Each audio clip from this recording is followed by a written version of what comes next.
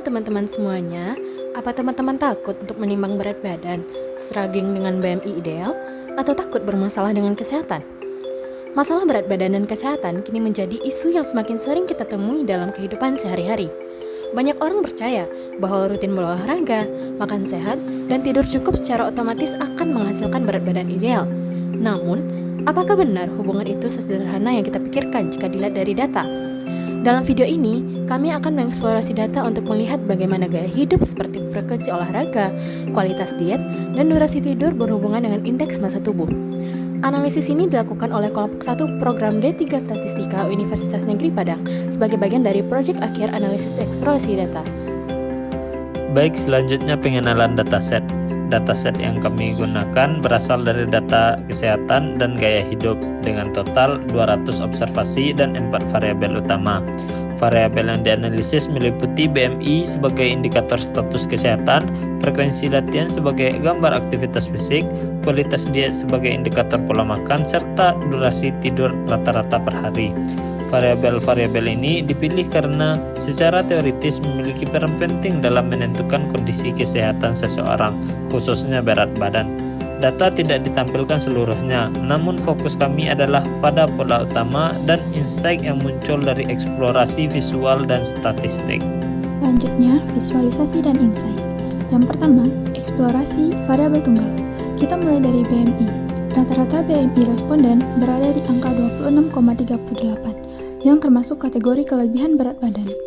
Distribusi BMI terlihat miring ke kanan, dengan beberapa individu memiliki BMI sangat tinggi, hingga mendekati 50.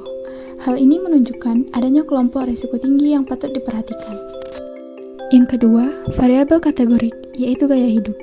Untuk frekuensi latihan, sebagian besar responden berolahraga 1-2 kali per minggu atau setiap hari.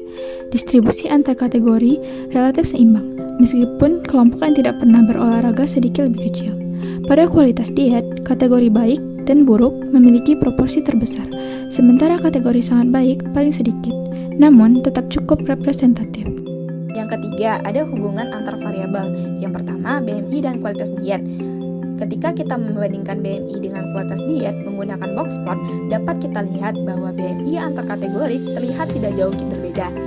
Dan menariknya, kategori diet baik dan sangat baik justru memiliki median BMI yang sedikit lebih tinggi, meskipun selisihnya hanya kecil.